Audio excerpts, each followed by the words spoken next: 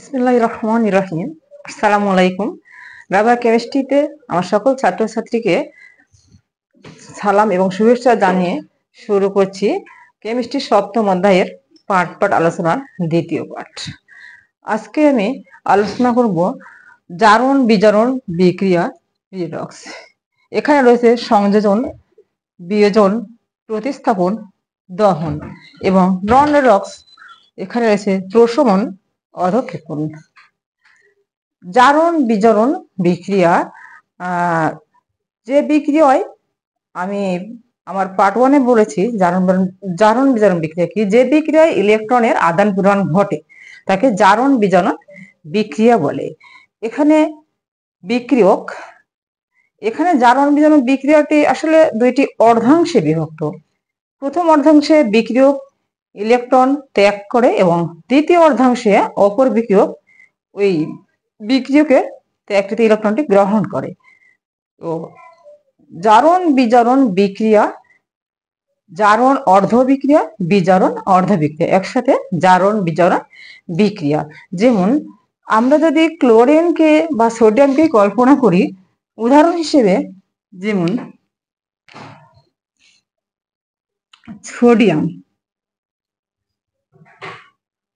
Sodium plus chlorine,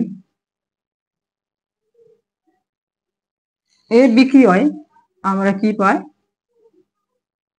sodium chloride. এখানে sodium আর chlorine এর মধ্যে ইলেকট্রন আদান প্রদান ঘটেছে। সোডিয়াম কি করছে? ইলেকট্রন দান করছে এবং ক্লোরিন এই দানকৃত ইলেকট্রন গ্রহণ করেছে। এই জন্য জারণ বিজারণ বিক্রিয়াকে অর্ধাংশ বিক্রিয়া বলা হয়। আমরা এরকম লিখতে পারি, অর্ধাংশ জারণ বিজারণ, জারণ অর্ধাংশ বা অর্ধ বিক্রিয়া, বিজারণ অর্ধ বিক্রিয়া। তো যদি ইলেকট্রন ত্যাগ করে যে বিক্রিয়া তাকে জারণ বিক্রিয়া বলে এবং ইলেকট্রন গ্রহণ করলে তাকে বিজারণ বিক্রিয়া বলে। কোন পরমাণুর ইলেকট্রন গ্রহণ ঘটলে তাকে ইলেকট্রন, যদি কোনো পরমাণুর ইলেকট্রন ত্যাগ করে তাহলে জারণ এবং ইলেকট্রন গ্রহণ করলে বিজারণ। যেমন আমরা সোডিয়াম দিয়েই বলি, এই সোডিয়াম, এখানে হচ্ছে আমি জারণ মান লিখলাম কারণ একক পরমাণুর জারণ মান 0 হয়, 0 হয়। বা তাহলে সোডিয়াম একটি ইলেকট্রন যদি ত্যাগ করে, সোডিয়াম ইলেকট্রন ত্যাগ করলে আমার কি হবে? সোডিয়াম প্লাস হবে। সোডিয়াম ইলেকট্রন ত্যাগ করলে সোডিয়াম প্লাস হবে, কারণ কোন পরমাণুর ইলেকট্রন ত্যাগ ঘটলে তাকে হচ্ছে জারণ বিক্রিয়া বলে। এটার নাম কি? জারণ বিক্রিয়া। জারণ বিক্রিয়া।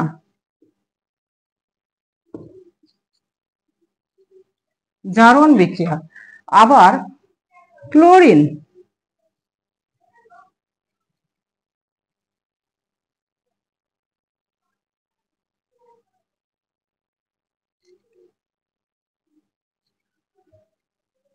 ইলেকট্রন যদি গ্রহণ করে তাহলে কি হয়?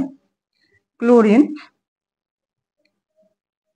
মাইনাস, এটা হচ্ছে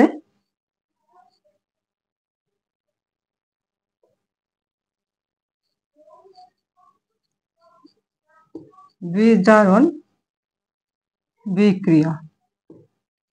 বিজারণ বিক্রিয়া। আর যে পরমাণু ইলেকট্রন ত্যাগ করবে তাকে হচ্ছে বিজারক পদার্থ বলা হয়। যেমন তাহলে এখানে আমরা কি পাই? এইটা হচ্ছে কি? বিজারক পদার্থ। এটা বিজারক পদার্থ, যে বিজারক, যে ইলেকট্রন ত্যাগ করে আর ইলেকট্রন গ্রহণ করলে সেইটা হচ্ছে জারক। এইটা জারক। ইলেকট্রন গ্রহণ করলে, ইলেকট্রন যদি গ্রহণ ঘটে তাহলে জারক, ইলেকট্রন ত্যাগ করলে বিজারক। বিজারক পদার্থ জারক পদার্থ, জারিত হয়েছে, ইলেকট্রন গ্রহণ করে জারিত হয়েছে, তাই জারক পদার্থ। তাহলে কোনো পরমাণুর ইলেকট্রন ত্যাগ হলে জারণ বিক্রিয়া, ইলেকট্রন গ্রহণ ঘটলে বিজারণ বিক্রিয়া। তো জারণ বিজারণ বিক্রিয়া দুটি অর্ধাংশে, সেটা হচ্ছে প্রথম অর্ধাংশে বিক্রিয়ক ইলেকট্রন ত্যাগ করবে, দ্বিতীয় অর্ধাংশে অন্য বিক্রিয়ক প্রথম অর্ধাংশে ত্যাগকৃত ইলেকট্রনকে গ্রহণ করবে। আর কোনো পরমাণুর ইলেকট্রন ত্যাগ ঘটলে সেটা জারণ বিক্রিয়া, গ্রহণ ঘটলে সেটা বিজারণ বিক্রিয়া। যেই পরমাণু ইলেকট্রন ত্যাগ করবে তাকে বিজারক পদার্থ বলে, যে ইলেকট্রন গ্রহণ করবে তাকে জারক পদার্থ বলে। এই জারণ বিজারণ বিক্রিয়া। এবার জারণ সংখ্যা। জারণ সংখ্যা কি? কোনো অণু বা যৌগমূলকের মধ্যে অবস্থিত পরমাণু সমূহের কোনটি ইলেকট্রন ত্যাগ করার প্রবণতা দেখায়, আবার কোনটি ইলেকট্রন গ্রহণের প্রবণতা দেখায়। ইলেকট্রন ত্যাগ এবং গ্রহণের প্রবণতা থেকে এই প্লাস অথবা মাইনাস, ধনাত্মক বা ঋণাত্মক চিহ্নযুক্ত সংখ্যা দিয়ে প্রকাশ করা হয়। ধনাত্মক এবং ঋণাত্মক চিহ্নযুক্ত সংখ্যাকে জারণ সংখ্যা বলা হয়, ধনাত্মক বা ঋণাত্মক চিহ্নযুক্ত। যেমন সোডিয়াম ইলেকট্রন ত্যাগ করে, সোডিয়ামের জারণ সংখ্যা প্লাস। ক্লোরিন ইলেকট্রন গ্রহণ করে, তাহলে ক্লোরিন মাইনাস। এইভাবে আমরা জারণ সংখ্যা বলতে পারি। তো জারণ সংখ্যা জানার জন্য, জারণ সংখ্যা নির্ণয়ের জন্য, জারণ সংখ্যা যে আমরা নির্ণয় করবো এই জন্য আমাদের জারণ সংখ্যা জানতে হবে। কোন যৌগে অবস্থিত মৌলসমূহের একটির জারণ মান নির্ণয়ের জন্য অন্যান্য মৌলগুলোর জারণ সংখ্যা জানতে হয়। এই জন্য আমাদের জারণ সংখ্যাগুলো মনে রাখতে হবে। তোমাদের বইয়ে 149 পৃষ্ঠায় জারণ সংখ্যা একটি টেবিল দেওয়া আছে, এই টেবিলটা তোমরা মনে রাখবে। অবশ্যই জারণ সংখ্যা জানতে হবে, কারণ জারণ সংখ্যা না জানলে আমরা জারণ সংখ্যা নির্ণয় করতে পারবো না। যে মৌলের জারণ সংখ্যা নির্ণয় করতে হবে তার জন্য যৌগের অন্যান্য মৌলের জারণ সংখ্যা জানতে হবে। এইটা আমি মিশিয়ে দেব।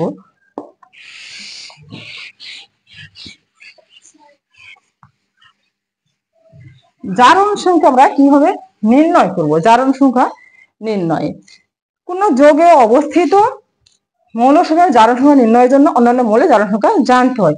যেমন যদি বলা হয় পটাশিয়াম পারম্যাঙ্গানেট, পটাশিয়াম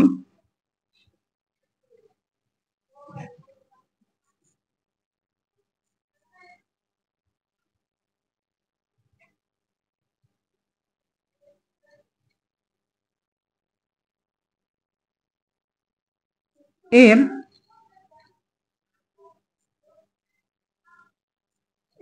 বলা হয়েছে ম্যাঙ্গানিজ এর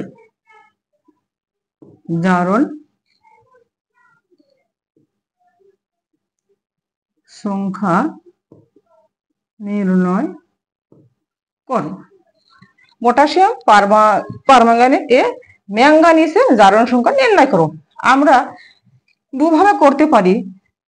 ম্যাঙ্গানিজের জারণ সংখ্যা নির্ণয় করতে হবে, তাহলে আবার আমাকে অন্যান্য মৌলের জারণ সংখ্যা অবশ্যই জানতে হবে। তো এখানে আমরা জানি পটাশিয়ামের জারণ সংখ্যা +1, অক্সিজেনের -2। এইটা যদি +1 হয়, এটা -2 হয়, এখানে 4 আছে, তাহলে গুণ হবে। এখানে মাঝখানে কত বসালে 0 হবে, মাঝখানে যে মানটা বসালে 0 হবে সেইটাই হচ্ছে ম্যাঙ্গানিজের জারণ মান। মাঝখানে যেটা বসালে 0 হবে, তাহলে মাঝখানে কত বসাবো আমরা? এখানে 8, এখানে 1, তাই এখানে মাঝখানে 7 বসাতে হবে, এখানে +7। তাহলে এইভাবে আমরা জারণ সংখ্যা নির্ণয় করতে পারি। আবার আমরা অথবা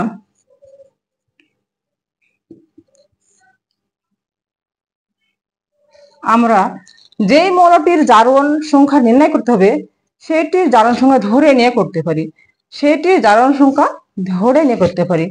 যেমন ধরি ম্যাঙ্গানিজের জারণ সংখ্যা নির্ণয় করতে বলা যায়, তাহলে ধরি ম্যাঙ্গানিজ এর জারণ সংখ্যা, ম্যাঙ্গানিজের জারণ সংখ্যা সমান x। সেই মৌলের জারণ সংখ্যা x ধরে নিতে হবে। যেই মৌলের জারণ সংখ্যা নির্ণয় করতে বলা হবে সেই মৌলের জারণ সংখ্যা সমান এক্স ধরে নিতে হবে। তাহলে ধরি ম্যাঙ্গানিজ জারণ সংখ্যা এক্স, অন্য মৌলের জারণ সংখ্যা আমাকে অবশ্যই জানতে হবে। এখানে পটাশিয়াম আছে, এখন পটাশিয়াম পটাশিয়াম এর জারণ সংখ্যা সমান +1। অক্সিজেন অক্সিজেন এর জারণ সংখ্যা সমান -2 হলে কি পাই, আমরা যে মৌলের জারণ সংখ্যা নির্ণয় করতে বলা হবে সেইটার জারণ সংখ্যা ধরে নিব। তারপর কি করতে হবে, যদি অণু হয় বা যৌগ হয় তাহলে জারণ সংখ্যার সমষ্টি হবে, জারণ সংখ্যার সমষ্টি সমান 0 হবে, এবং যদি আয়ন হয় তাহলে জারণ সংখ্যার সমষ্টি হবে তার চিহ্ন চার্জযুক্ত, তার চিহ্ন সহ চার্জ তার চার সংখ্যার সমান, তার চিহ্ন সহ চার্জযুক্ত সংখ্যার সমান, চিহ্নযুক্ত চার সংখ্যার সমান, তার চিহ্নযুক্ত চার সংখ্যার সমান। তাহলে এখানে পটাশিয়ামের জারণ সংখ্যা সমান +1 এবং অক্সিজেনের জারণ সংখ্যা সমান -2 হলে আমরা কি পাই, potassium permanganate. Potassium permanganate potassium আমরা 0 পাবো, কেননা অণুর ক্ষেত্রে সমষ্টি = 0 হয়। তাহলে আমরা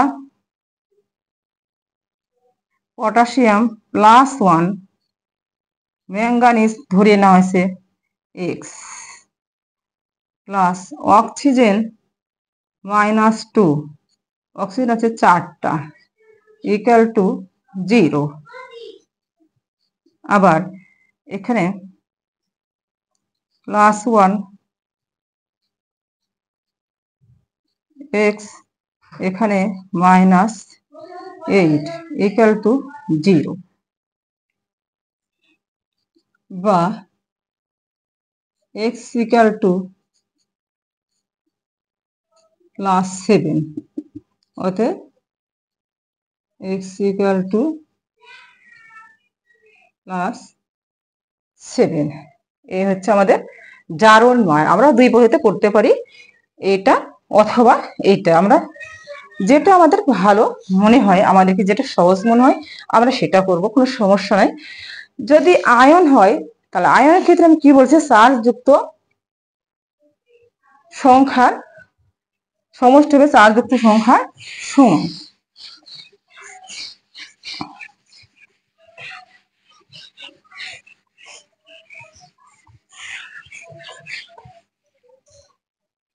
যেমন C2O4 2- অক্সালেট আয়ন। এক্ষেত্রে আমরা কি করব, তাহলে আমরাও ধরে নিব, এখানে বলা হয়েছে কার্বনের অক্সালেট আয়নে কার্বনের জারণ সংখ্যা নির্ণয় করো। এটা যদি বলা হয় তাহলে আমরা কার্বনের জারণ সংখ্যাটা ধরে নিব, অক্সালেট আয়নে কার্বনের জারণ সংখ্যা নির্ণয় করো প্রশ্ন। তাহলে আমরা লিখব, ধরি কার্বন এর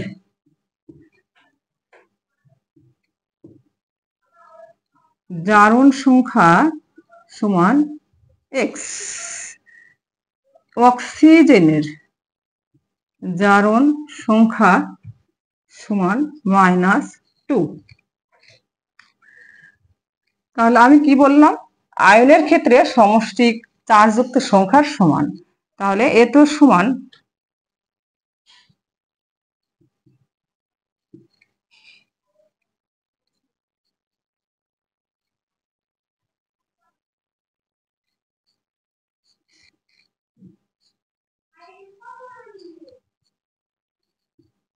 কার্বন দুইটা, কার্বন সমান x করা হয়েছে 2 × x প্লাস অক্সিজেন 2, অক্সিজেন হচ্ছে 4টা, =-2,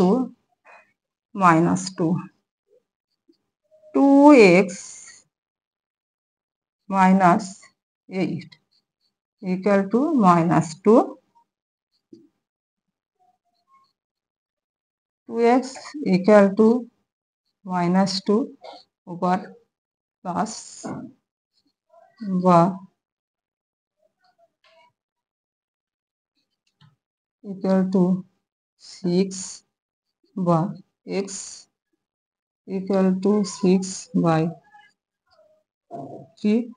অতএব x ইকুয়াল টু +3।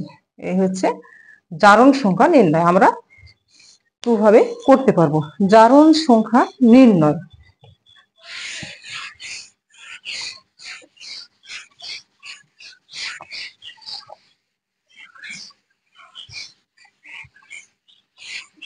তাহলে জারণ সংখ্যা নির্ণয়ের জন্য অবশ্যই আমাদের জারণ সংখ্যাগুলো মনে রাখতে হবে। আমরা ছকটি অবশ্যই মনে রাখবো। যেমন ছক দেওয়া আছে, ধাতুর সময়ের জারণ সংখ্যা ধনাত্মক, অধাতুর সময়ের জারণ সংখ্যা ঋণাত্মক, ক্ষার ধাতু +1, মৃৎকা ধাতু ক্ষার 2, সুপার অক্সাইড অক্সাইড জারণ সংখ্যা -1/2। এবার আমরা সবগুলো জারণ সংখ্যা মনে রাখবো। তো এই জারণ সংখ্যা এরপর এইখানে আরো 4টি বিক্রিয়ার কথা বলা হয়েছে: সংযোজন, বিয়োজন, প্রতিস্থাপন, দহন। সংযোজন কি?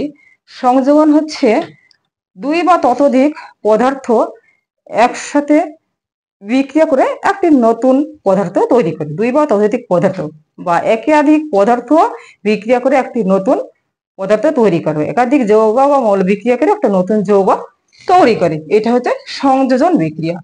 সংযোজন বিক্রিয়া যেমন ক্যালসিয়াম কার্বনেট,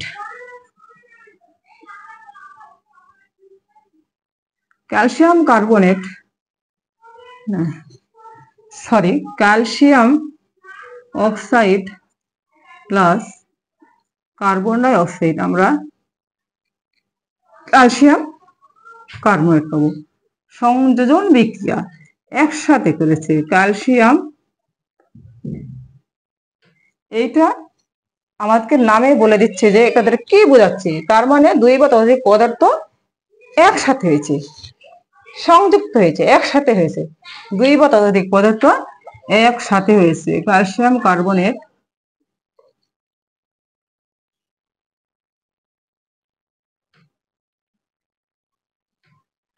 একসাথে হয়েছে। আবার যদি যেমন ferrous chloride plus chlorine, ferric chloride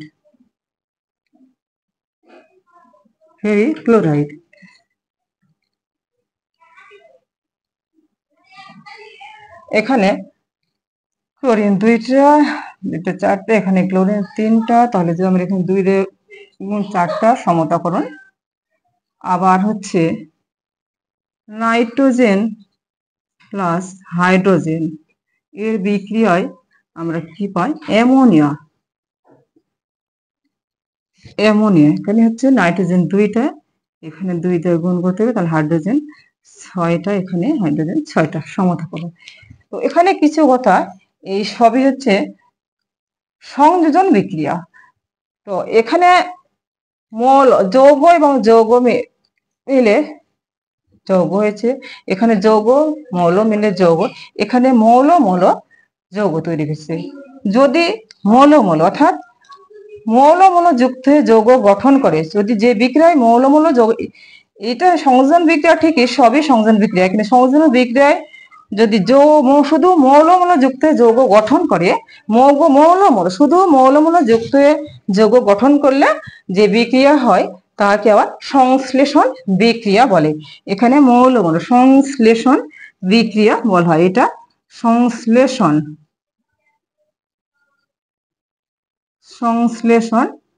বিক্রিয়া মৌল যুক্ত যৌগ গঠন সংশ্লেষণ বিক্রিয়া। এখানে সবই সংযোজন বিক্রিয়ায়, কিন্তু এখানে শুধু মৌল যৌগ গঠন হচ্ছে, এটা না, এটা হচ্ছে সংশ্লেষণ বিক্রিয়া। তাহলে আমরা বলতে পারি সকল সংশ্লেষণ বিক্রিয়ায় বিয়োজন বিক্রিয়া হলো, সকল বিয়োজন বিক্রিয়া সংশ্লেষণ বিক্রিয়া নয়।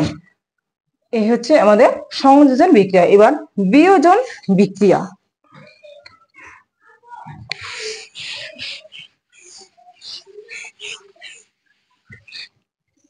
বিয়োজন বিক্রিয়া, যে বিক্রিয়ায় একটি পদার্থকে তাপ দিলে একাধিক উৎপাদ উৎপন্ন হয়। একটি পদার্থকে একটি যৌগে তাপ দিলে একাধিক উৎপাদ উৎপন্ন হয়, সেটা হচ্ছে বিয়োজন, যেটা ভাগ হয়ে যায়, বিয়োজন বিক্রিয়া।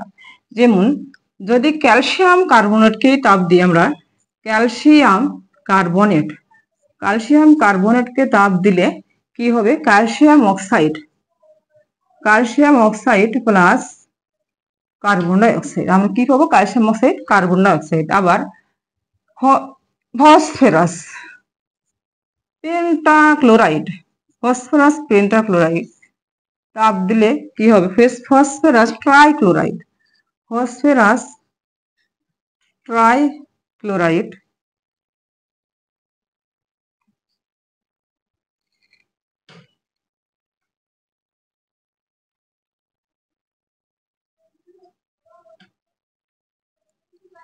Chlorine, phosphorus trichloride chlorine. আবার পানিকে যদি আমরা H2 ইলেকট্রোলাইসিস বা তড়িৎ বিশ্লেষণ করি, তাহলে কি পাবো, হাইড্রোজেন আর অক্সিজেন পাবো, পানিকে যদি তড়িৎ বিশ্লেষণ করি হাইড্রোজেন আর অক্সিজেন পাবো। তাহলে এখানে হাইড্রোজেন দুইটা, অক্সিজেন দুইটা, এখানে অক্সিজেন একটা, তাহলে দুইটা করতে হবে, হাইড্রোজেন চারটা হয়েছে, এখানে চারটা হলো সমতান। এখানে হচ্ছে যৌগ থেকে যৌগ এবং যৌগ থেকে যৌগ মৌল, আর যৌগ থেকে দুইটাই মৌল। তার মানে এটা হচ্ছে বিয়োজন বিক্রিয়া। কারণ আমরা বুঝতেই পারছি যে কোনো একটা পদার্থকে তাপ দিলে একাধিক পদার্থ উৎপন্ন হয়েছে, কিন্তু কোনো যৌগ থেকে যে শুধু মৌল উৎপন্ন হয়, একাধিক মৌল উৎপন্ন হয়, সেটা হচ্ছে বিশ্লেষণ বিক্রিয়া। তাহলে আমরা বলতে পারি এটা বিশ্লেষণ বিক্রিয়া। বিশ্লেষণ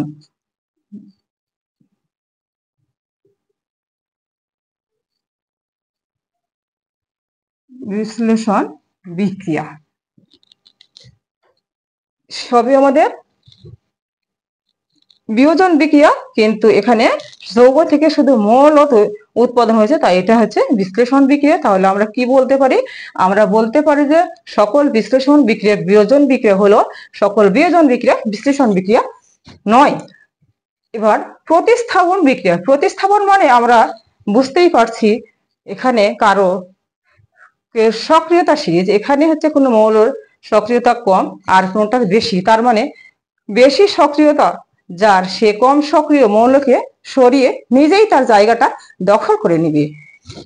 এখানে অধিক সক্রিয় মৌল কম সক্রিয় মৌলকে তার জায়গা থেকে সরিয়ে নিজেই তার জায়গাটা দখল করে নিবে, যেটাকে বলা হয় প্রতিস্থাপন বিক্রিয়া। তাহলে প্রতিস্থাপন বিক্রিয়া আমরা কিভাবে লিখে দেখাতে পারি, প্রতিস্থাপন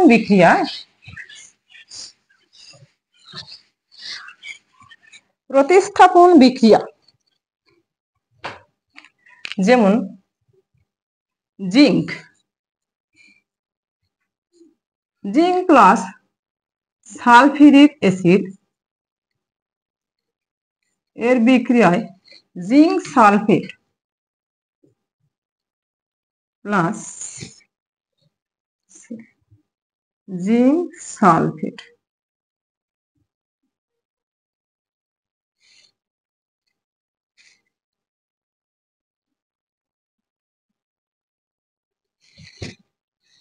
প্লাস হচ্ছে হাইড্রোজেন। তাহলে এখানে কি করলো, জিঙ্ক হাইড্রোজেনকে প্রতিস্থাপন করে নিজেই তার জায়গাটা দখল করেছে, জিঙ্ক হাইড্রোজেনকে সালফেটের কাছ থেকে সরিয়ে দিয়েছে এবং সে সালফেটের জায়গায় এসে বসে। তার মানে এখানে আমরা সক্রিয়তার সিরিজ অনুসারে বলতে পারি জিঙ্কের সক্রিয়তা বেশি, হাইড্রোজেনের কম। এই কারণে জিঙ্ক কি করেছে, হাইড্রোজেনকে সরিয়ে দিয়েছে। আবার যেমন sodium plus copper sulphate,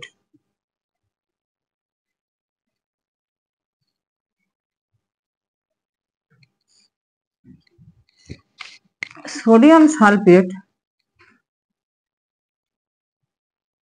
plus copper,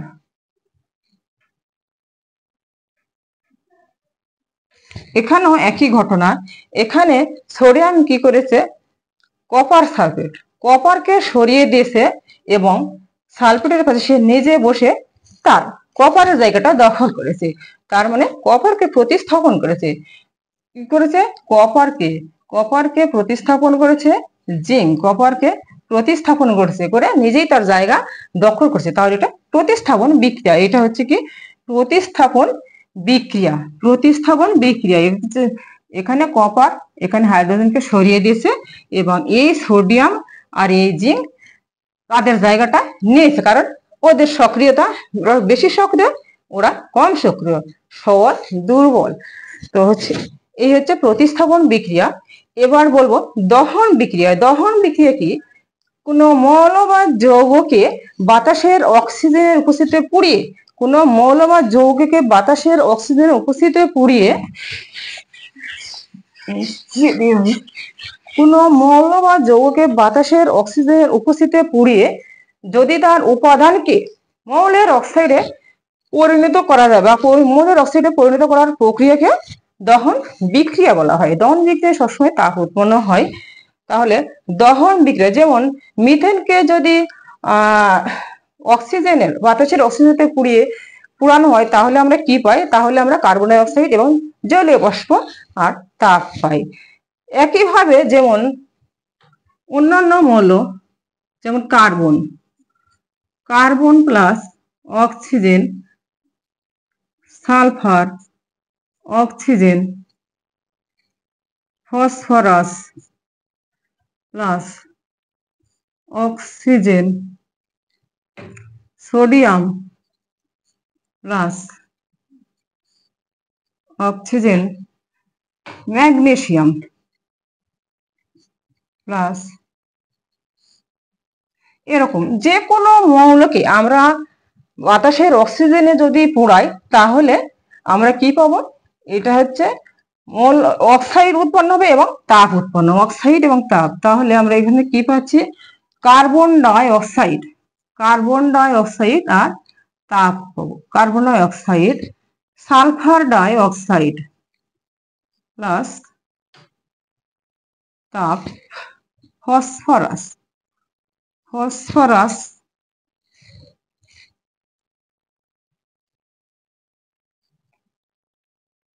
পেন্টঅক্সাইড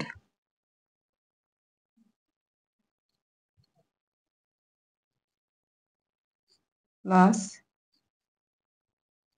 তাপ, সোডিয়াম অক্সাইড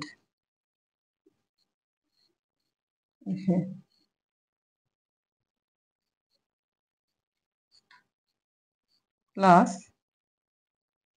তাপ, ম্যাগনেসিয়াম অক্সাইড।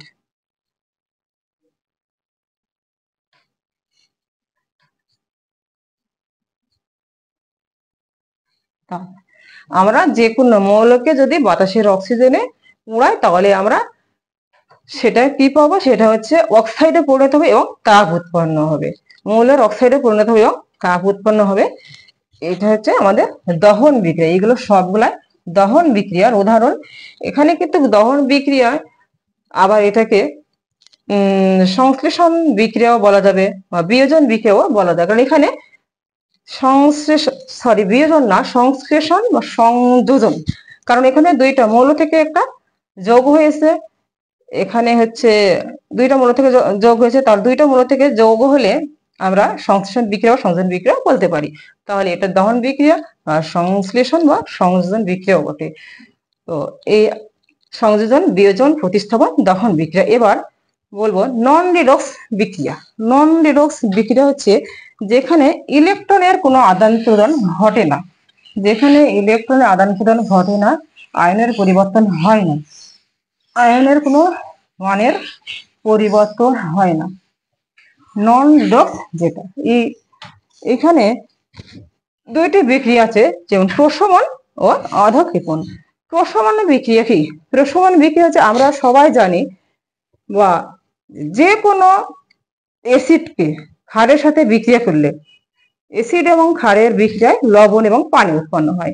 অ্যাসিড এবং ক্ষারের বিক্রিয়ায় লবণ পানি উৎপন্ন হয়, এটা আমরা সবাই জানি যে কোনো অ্যাসিডকে। তো যেমন যে কোনো অ্যাসিড যেমন sulphuric acid, sulphuric acid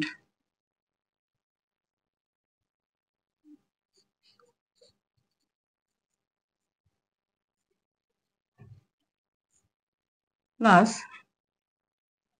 sodium hydroxide.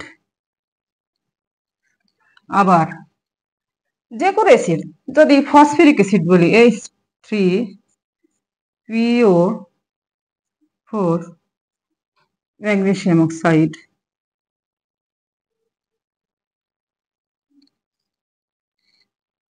Nitric acid,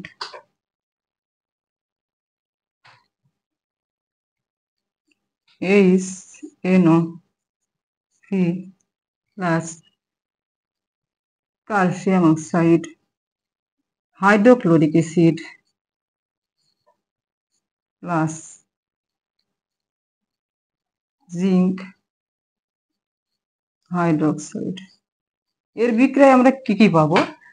তাহলে এখানে প্লাস হাইড্রোজেন প্লাস, এটা minus, plus minus, plus minus, plus minus, plus minus, plus minus, plus minus. তার মানে এখানে plus minus reaction, plus minus. তাহলে এখানে হাইড্রোজেন সালফেট, তাহলে plus minus. Sodium sulphate কি পাবো আমরা? সোডিয়াম, সোডিয়াম সালফেট আর পানি, H2O পানি। তাহলে হাইড্রোজেন দুইটা সালফেট, সোডিয়াম সালফেট, সোডিয়াম একটা দুইটা চারটা, এখানে 2 অণু পানি, সমতাকরণ। আবার ফসফরিক অ্যাসিড ম্যাগনেসিয়াম বিক্রিয়া কি হবে? Magnesium phosphate, magnesium, magnesium phosphate, magnesium phosphate plus হচ্ছে পানি, H2O। তাহলে এখানে ম্যাগনেসিয়াম ফসফেট রেজাল্টটা এটা, তাহলে 2 দিয়ে গুণ করতে হবে। এখানে ম্যাগনেসিয়াম 3টা, তাহলে পানি এখানে 3 অণু পানি উৎপন্ন হবে। নাইট্রিক ক্যালসিয়াম, তাহলে calcium nitrate, calcium nitrate, calcium nitrate plus কি হবে? এখানে পানি, কারণ আমরা জানি যেখানে পানি উৎপন্ন হবে।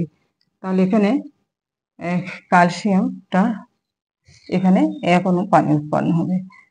আচ্ছা, ক্যালসিয়াম নাইট্রেট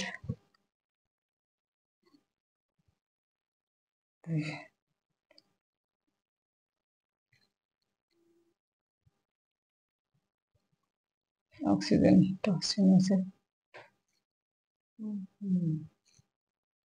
আচ্ছা, এখানে হাইড্রোক্লোরিক এবং জিঙ্ক হাইড্রোক্সাইড এর বিক্রিয়ায়, জিঙ্ক হাইড্রোক্সাইড এর বিক্রিয়ায় zinc chloride, zinc, zinc chloride plus পানি, জিঙ্ক ক্লোরাইড প্লাস পানি। তাহলে পানি কত হচ্ছে? হাইড্রোজেন একটা, জিঙ্ক হাইড্রোক্সাইড, হাইড্রোজেন দুইটা, এখানে 2টা গুণ করতে হবে। তাহলে পানি 2 অণু, এখানে 2 অণু পানি উৎপন্ন হবে, যেটাকে সমতাকরণ বলে। আবার যেমন hydrochloric, hydrochloric acid plus sodium hydroxide এর বিক্রিয়ায় সোডিয়াম ক্লোরাইড, সবাই জানি আমরা, প্লাস পানি। এটা হচ্ছে আমাদের প্রশমন বিক্রিয়া, যেখানে লবণ এবং প্রত্যেক ক্ষেত্রে লবণ এবং পানি, যেগুলো সবই লবণ এবং পানি উৎপন্ন, প্রত্যেক ক্ষেত্রে লবণ পানি উৎপন্ন হয়েছে। এটা হচ্ছে কি আমাদের প্রশমন বিক্রিয়ায়, যে বিক্রিয়ায় অ্যাসিড ক্ষারের বিক্রিয়ায় লবণ পানি উৎপন্ন হয়। তাহলে এখন তোমাদের সমস্যাটা কোথায়? সমস্যা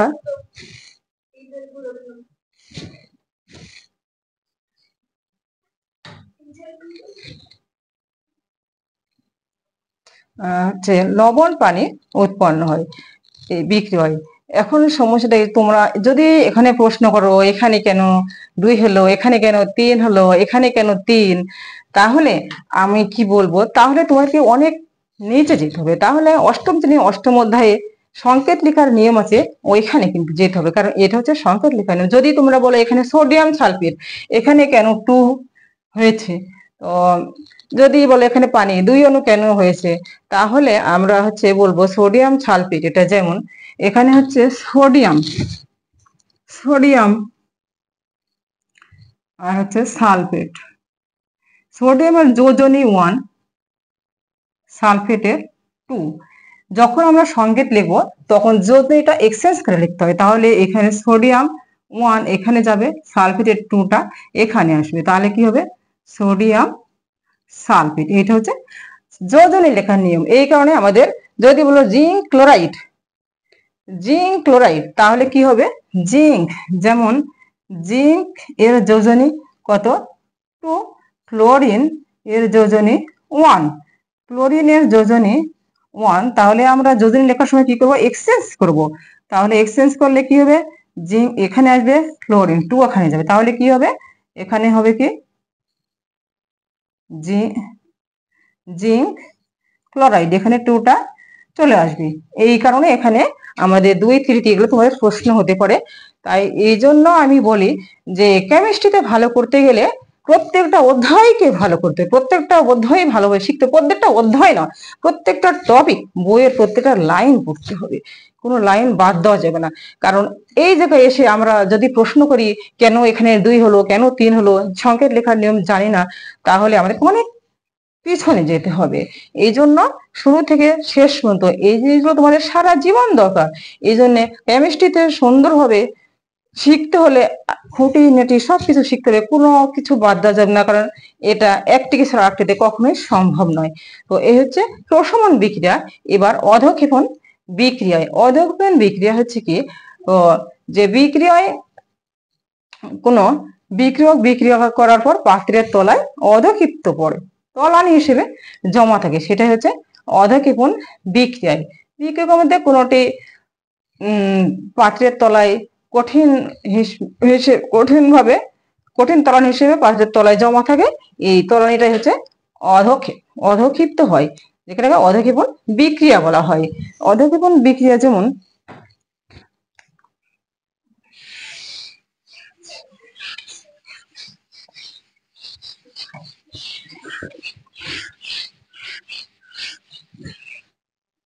যে বিক্রিয়া শেষে কঠিন বিক্রিয়ক পাত্রের তলায় জমা থাকে। এখানে দ্রবণীয় কঠিন, অর্থাৎ দ্রবণীয় কঠিন বিক্রিয়ক অদ্রবণীয় উৎপাদে পরিণত হয়, অদ্রবণীয় উৎপাদে পরিণত হয়, সেটা হচ্ছে কি অধঃক্ষেপণ বিক্রিয়া। তাহলে আমরা লিখতে পারি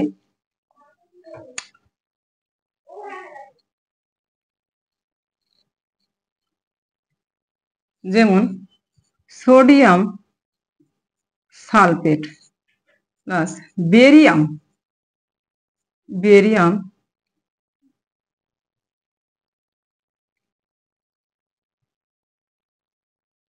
ক্লোরাইড, এর বিক্রিয়ায় কি হবে, তাহলে বেরিয়াম সালফেট